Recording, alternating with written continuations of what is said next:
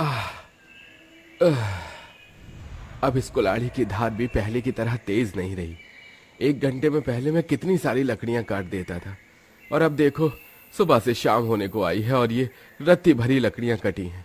जीत काटी हुई सभी लकड़ियों को इकट्ठा करता है और एक रस्सी की मदद से उन्हें आपस में बांध सीधा ले जाता है। ये क्या, आज भी तूने बस इतनी ही लकड़ियां काटी? सेठ, कुल्हाड़ी की धार अब पहले की तरह नहीं रही, इसलिए ढंग से लकड़ियां नहीं कट पाती। अगर आप मुझे एक नई कुल्हाड़ी ला दें तो मैं पहले की तरह ही ज्यादा लकड़ियां काट पाऊंगा। महीने भर में पूरे 2,000 रुपए देता हूं तुझे, वो क्या कम है जो अब मैं तुझे इस कुल्हाड़ी के लिए भी पैसे दूं? कल तक नई कुल्हाड़ी आ जानी चाहिए, वरना काम पर आने की कोई जरूरत नहीं है। अब यहाँ खड़े खड़े मेरी शक्ल क्या देख रहा है? जा जल्दी से कुर्सियां बना। सेठ, बहुत शाम हो चुकी है। तेरा घर कौन सा कन्याकुमारी में है जो तुझे जाने में समय लगेगा? यहीं बगल में तो तेरा घर है। चुपचाप से कुर्सियां बना, वरना आज की पगार काट लूंगा। बेचारा जीत देर रात तक लकड़ी की कुर्सी बनाता है और सारा काम खत्म कर आधी रात अपने घर पहुंचता है। ये क्या जी, आप अब आ रहे हैं? फलक, तुम तो सेठ घुंगरू को जानती हो ना, वो कैसा आदमी है। जितनी देर वह काम कराता है क्या उतने पैसे भी देता है? जो भी दे रहा है हमें उसी में ही अपना गुजारा करना होगा। अगर मैंने कुछ ज्यादा कहा तो वो मुझे काम से निकाल देगा, और तुम तो जानती हो कि गांव में इतनी आसानी से काम नहीं मिलता। आप ये सब छोड़िए और चलकर खाना खा लीजिए। फलक और जीत खाना खाते हैं और अपने घर में बने एक लौते पलंग पर अपने बेटे आयुष के साथ सो जाते हैं। अगले दिन मम्मी, क्या हुआ बेटा, तुम रो क्यों रहे हो? मम्मी, 2 दिन पहले मेरी नोटबुक खत्म हो गई थी। टीचर ने मुझे नोटबुक लाने के लिए कहा था, और जब मैं आज भी स्कूल में नया नोटबुक लेकर नहीं गया तो उन्होंने मुझे पूरा दिन ग्राउंड में खड़ा रखा। मैंने तुम्हारे पिताजी से कहा था कि तुम्हारे लिए नई नोटबुक ले आए, लेकिन उनके पास इतने पैसे नहीं थे। 2 महीने से तुम्हारी स्कूल की फीस भी नहीं भरी है। कहीं वो लोग तुम्हें स्कूल से निकाल ना दे। जीत की कम कमाई में अब धीरे धीरे घर का गुजारा चलाने में फलक को काफी मुश्किल होती थी। ये क्या, घर में ना ही तो दाल है, ना ही आटा चावल, मसाले भी लगभग खत्म हो चुके हैं। अब मैं इन लोगों के लिए क्या बनाऊं? फलक, तुमने अभी तक खाना नहीं बनाया? खाना बनाने के लिए सामान भी तो होना चाहिए। घर में एक भी राशन का दाना नहीं है। आयुष की स्कूल की फीस भी भरनी है। अब क्या करें हम? जीत ये सब सुन आंखों में आंसू लिए जीत जाकर जंगल में लकड़ियां काटता है। जीत लकड़ियों को काटकर उन्हें ला ही रहा होता है कि तभी उसे किसी औरत के चिल्लाने की आवाज आती है। ये आवाज कहाँ से आ रही है? जीत उस आवाज का पीछा करते हुए जैसे ही जाता है तो देखता है एक बूढ़ी औरत जख्मी हालत पर पड़ी है और उसके सामने एक लकड़बग्घा खड़ा है। वह लकड़बग्घा उस औरत पर हमला करने ही वाला था कि तभी जीत अपनी कुल्हाड़ी उस लकड़बग्घे को फेंक कर मारता है, जिससे वह लकड़बग्घा वहां से भाग जाता है। जीत जल्दी से उस बूढ़ी औरत के पास जाता है। आप ठीक तो है ना?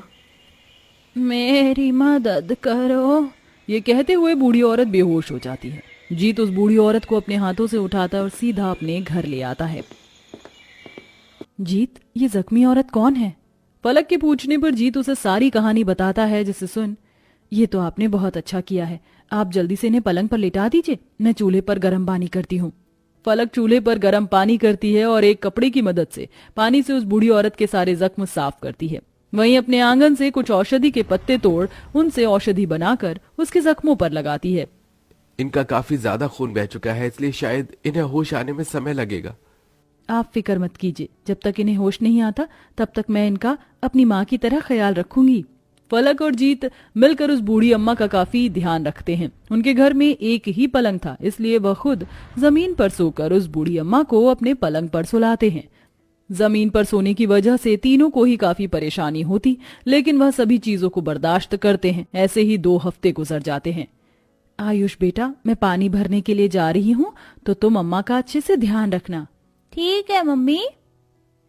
फलक पानी भरने के लिए नदी किनारे चली जाती है। वहीं आयुष पलंग के सामने ही बैठकर अपनी बॉल से खेल रहा होता है कि तभी अचानक उस बूढ़ी अम्मा को होश आ जाता है, जिसे देख आयुष कहता है, दादी माँ, आपको होश आ गया? हम कब से आपका होश में आने का इंतजार कर रहे थे। बेटा, मैं यहाँ क्या कर रही हूँ? जंगल में आप पर एक जंगली जानवर हमला करने वाला था, तो पापा ने आपकी जान बचाई और आपको यहाँ ले आए। मेरी मम्मी पापा ने आपका इन 2 हफ्तों में बहुत ज्यादा ध्यान रखा है।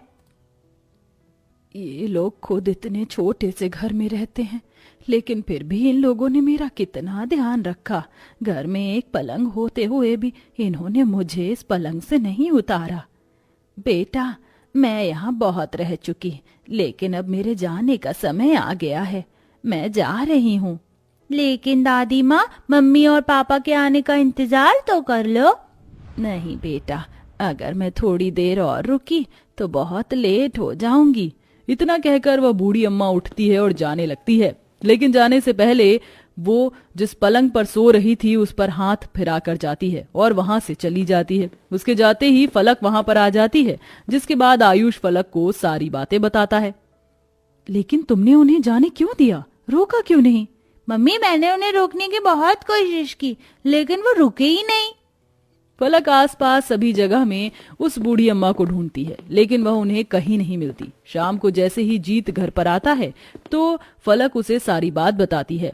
ये सब जीत को भी काफी अजीब लगता है, जिसके बाद वह सभी लोग उसी पलंग पर सो जाते हैं। अगली सुबह। ये क्या, आप अभी तक उठे नहीं? थोड़ी थकान महसूस हो रही थी, इसलिए लेटा हुआ था। वो तो होगी ना, दिन रात जो इतना काम करते हो। एक काम करती हूँ, आपके लिए गर्मा गर्म चाय बनाकर ले आती हूँ। चाय पीकर आपको अच्छा महसूस होगा। इतना कहकर फलक चाय बनाने के लिए चली जाती है। वहीं जीत, कैसी जिंदगी जी रहा है मेरा परिवार। इन्हें रहने के लिए मैं एक ढंग का घर भी नहीं दे सका। काश मेरे पास इतने पैसे होते कि मैं अपने परिवार के लिए एक बड़ा सा घर बनवा सकता। पलंग पर लेटे लेटे जीत इतना बोलता ही है कि तभी उस पलंग में एक सुनहरी रोशनी चमकती है और देखते ही देखते उनका वो छोटा सा घर एक बड़े से बंगले में बदल जाता है। ये क्या जी, अपना घर अचानक इस बड़े से बंगले में कैसे बदल गया? मुझे भी नहीं पता फलक, मैं तो बस इस पलंग पर लेटे लेटे बड़ा घर खरीदने के बारे में कह रहा था। दोनों पति पत्नी को कुछ भी समझ नहीं आता और वह इसे भगवान का चमत्कार समझकर छोड़ देते हैं। मम्मी मम्मी, बहुत भूख लगी है, कुछ खाने के लिए बना दो ना। ना जाने ये भगवान का कैसा चमत्कार है कि हमें ये बड़ा सा घर तो मिल गया, लेकिन अभी भी गरीबी है। काश हमारे पास इतने पैसे होते कि हम लोग अच्छे अच्छे पकवान खा पाते। आयुष और फलक उस पलंग पर बैठकर यही बात कर रहे होते हैं कि तभी अचानक फिर से उस पलंग में एक सुनहरी रोशनी चमकती है और देखते ही देखते उनके सामने बहुत सारे सोने के सिक्के और पकवानों की थालियां आ जाती हैं। ये सब देख फलक बहुत हैरान होती है और जीत को सारी बात बताती है। इसका मतलब ये बूढ़ी अम्मा कोई साधारण इंसान नहीं थी। उन्होंने हमें वरदान के रूप में ये जादुई पलंग दिया है। अब हम इस जादुई पलंग की मदद से अपनी सभी जरूरत को पूरा कर सकते हैं। पूरा परिवार बारी बारी पलंग पर बैठता है और अपनी जरूरत की हर एक चीज मांगता है। जादुई पलंग की मदद से अब जीत अपना खुद का फर्नीचर का दुकान खोल लेता है, जिसमें अब वह खुद ही फर्नीचर बनाकर लोगों को बेचता है। लोगों को जीत के फर्नीचर इतनी ज्यादा पसंद आते हैं कि अब सब सेठ घुंगरू को छोड़ उससे ही सारे फर्नीचर खरीदते हैं, जिससे अब सेठ घुंगरू का काफी नुकसान होता है। लगता है इस जीत के हाथ कोई खजाना लग गया है। जब भी तो इतने कम समय में इसने इतनी बड़ी फर्नीचर की दुकान खोल ली और बड़ा घर भी ले लिया लगता है। सेठ घुंगरू रात के अंधेरे का फायदा उठाकर जीत के घर के बाहर आ जाता है और खिड़की से देखता है। ए जादुई पलंग, मुझे अपना जादू दिखाओ और मेरे सामने हरी सब्जियां ले आओ। फलक के इतना बोले ही वह जादुई पलंग में से रोशनी निकलती है और फलक के सामने ढेर सारी सब्जी आ जाती है। इसका मतलब ये जादुई पलंग है। अगर ये जादुई पलंग मेरे हाथ लग जाए तो मैं तो माला माल हो जाऊंगा। सेठ के मन में लालच जाग जाता है, जिसके बाद वह जीत के घर पर नजर रखना शुरू कर देता है। और एक दिन जब जीत के घर पर कोई नहीं होता तो वह कुछ आदमियों की मदद से उसके घर से उसके पलंग को उठाकर सीधा अपने घर पर ले आता है। ए जादुई पलंग, मेरे पूरे घर को सोने के घर में बदल दो। यहाँ की सारी चीजों को हीरे का बना दो और मुझे माला माल कर दो। सेठ घुंगरू के इतना बोलते ही उस जादुई पलंग में से रोशनी तो होती है, लेकिन सब कुछ उल्टा हो जाता है। सेठ घुंगरू का पूरा घर एक टूटे फूटे लकड़ी के घर में बदल जाता है। वहीं उसके कपड़े भी फट जाते हैं। हे भगवान, ये क्या हो गया? मैं तो लुट गया, अरे बर्बाद हो गया। सेठ घुंगरू रोता हुआ जीत के पास जाता है और उसे सारी बात बताता है। सही कहा है किसी ने, लालच बुरी बला है। देखा तुमने, तुम्हारी लालच की वजह से तुम्हारे साथ क्या हुआ। अरे मुझे माफ कर दे जीत, और मेरी मदद करो वरना मैं बर्बाद हो जाऊंगा।